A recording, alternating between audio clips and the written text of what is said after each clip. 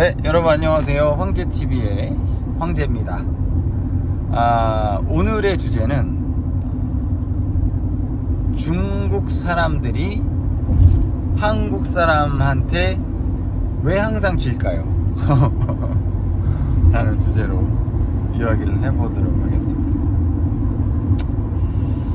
제가 언제가 이런 말씀을 드린 적이 있어요. 이 중국 분들은 뒤통수를 대놓고 칩니다. 쉽게 말해서 어느 정도 처음에는 막 잘해줘요. 그리고 나중에 이제 빼먹을 거 다 빼먹잖아. 그럼 가차 없이 뒤통수 칩니다. 그리고 중국이라는 나라가 공산국가잖아요. 공산국가들은 국민을 국민으로 생각하지 않고 국민을 소모품으로 생각해요. 그래서 국민이 죽든지 말든지 어디 가서 뭐 하든지 마다 신경 쓰지 않아. 그리고 자기네 국민을 이용해 먹으려고 하지. 그래서 공산주의가 그것이 바로 공산주의의 한계점인 거예요. 근데 중국도 당연히 공산국가다 보니 그런 성향이 엄청나게 강하죠.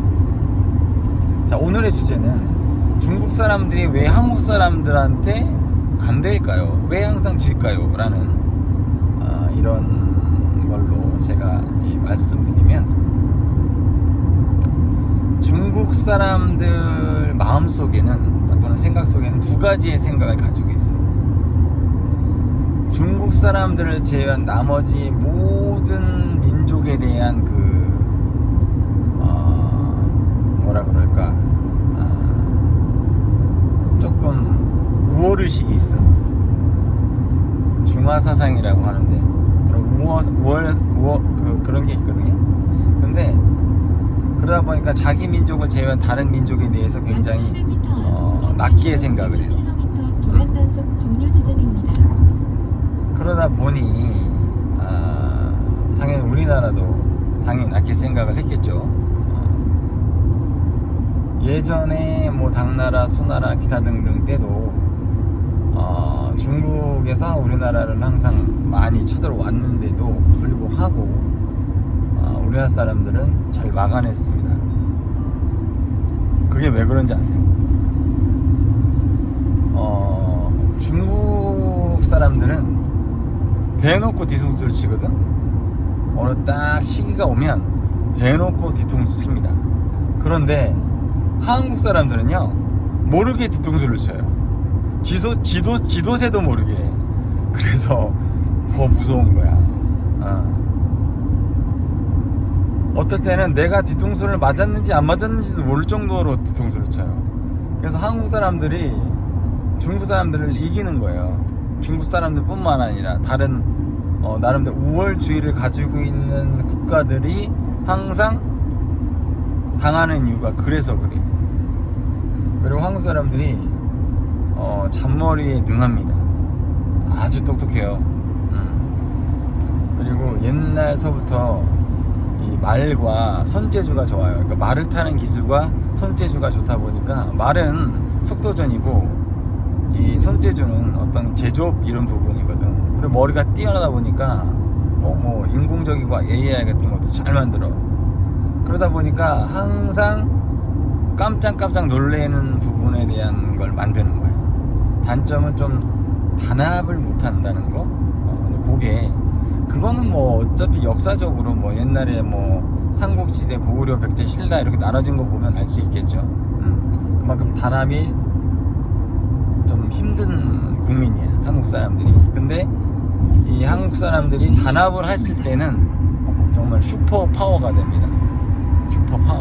그래서 한국 사람들을 단합시키는 리더가 나오면 그 시기에는 뭐 한국은 초일류 국가가 되는 거예요.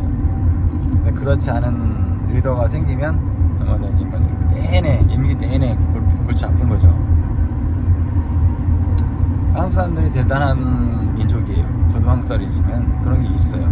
그런데 또 거기다가 겸손하거든. 그게 더 무서운 거야. 잘났는데 겸손한다는 거는 진짜 그거는 천하무적인 거야, 그냥. 근데 중국 애들은 잘났는데 잘난 척을 해. 그래서 걔네들은 안 되는 거야. 잘랐음에도 안 되는 거예요. 중국이 뭐 옛날서부터 그랬어요. 중국은 항상 자기 국가, 주변 국가를 흡수하려고 노력을 했었고, 뭐 그거는 뭐 크게 앞으로도 크게 변하지 않을 겁니다. 그래서 뭐 홍콩도 다시 가져갔고, 뭐 주변 국가도 다시, 러시아나 중국은 당연히 그럴 수밖에 없는 상황이고, 그게 국가적인 그 사업이기 때문에 그걸 멈출 수가 없어요, 걔네들은. 근데 어떻게 보면 그게 걔네들의 가장 큰 단점이고, 나중에 이제 국가가 망하는 큰 원인이 될 겁니다.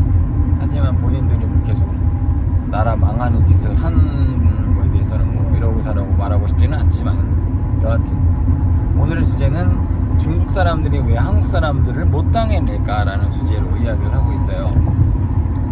한국 사람들은 개개인의 능력이 워낙에 월등해서 다른 이를 인정해주는 걸 잘 못해요. 자존심도 강해. 뭐 자존심이 강하다는 게 좋을 수도 있고 나쁠 수도 있겠지만, 여하튼 그래서 단합을 잘 못합니다. 하지만 단합을 했을 때 한국은 미국을 능가해요. 단합이 됐을 때는 미국을 능가합니다. 그렇기 때문에 한국이 단합이 잘 되는 그 순간이 대한민국이 정말 초인류 국가가 되는 시점이 되겠죠.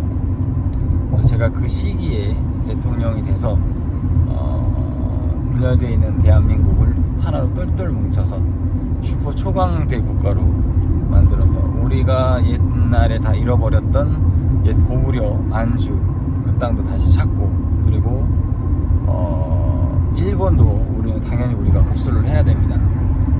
저는 개인적으로 역사적으로 봐도 일본의 근대화를 현실화 시켜준 것은 우리나라라고 생각을 해요.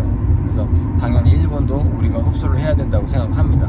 그래서 옛 만주 땅하고 그리고 일본을 우리가 대한민국으로 흡수를 해야 된다고 저는 생각하는 사람이기에 제가 나중에 대통령이 돼서 할 거예요.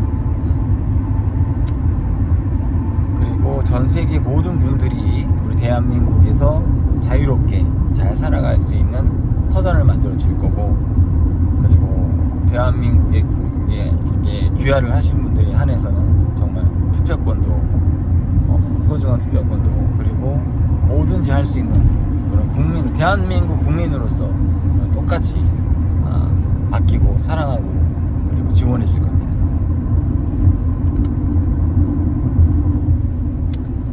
사람이 잘난 사람들이 있습니다. 잘난 사람들. 근데 누가 주변에 봐도 저 사람 너무 잘났어요. 근데 그 사람이 겸손하면 그 사람은 정말 완성된 사람이거든요. 그리고 그 주변의 모든 사람들도 그 사람을 존경하겠지. 근데 나가 잘났다고 해서 잘났다고 하는 것은 결코 옳은 길이 아니에요. 그거는 나를 좋아하는 사람을 떠나가게 만듭니다.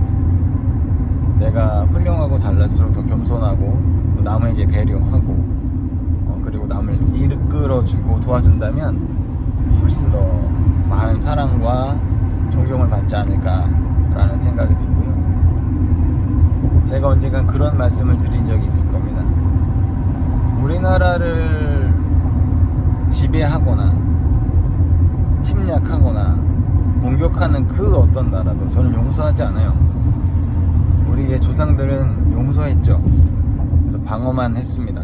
하지만 저는 방어만 하지 않아요. 물론 방어도 하겠죠. 하지만 방어도 하면서 우리나라에 입힌 피해 100배, 1000배, 10,000배로 갚아줄 겁니다. 그리고 더 나아가서 흡수해버릴 거예요. 그렇기 때문에 함부로 대한민국을 건드릴 수 없게끔 만들 겁니다. 그리고 국민이든 기업이든 국가든 함부로 대한민국을 함부로 넘보지 못하게끔 만들 거예요. 단 우리가 강한 만큼 또 우리가 해외에 나가서 훌륭한 일을 많이 해야겠죠. 그리고 쓸데없는 범죄 같은 걸 하지 말고, 만약에 정말 이거는 누가 봐도 범죄를 저질렀고 이건 누가 봐도 벌을 받아야 된다라는 생각이 들 때는 벌을 사람을 위해서 좋은 겁니다. 국위 선양할 수 있게끔 국가에서 지원해주는 훌륭한 대한민국으로 저는 만들고 싶습니다. 앞으로 제가 뭐 10년이 될지 20년이 될지 뭐 모르겠지만 저는 지금도 계속 준비를 하고 있고 공부를 하고 있고 많은 분들과 소통을 하려고 노력하고 있습니다. 지금 현재는 제가 지금 하는 일에 충실히 할 거고요. 항상 열심히 하는 황제TV의 황자가 되도록 노력하겠습니다. 감사합니다.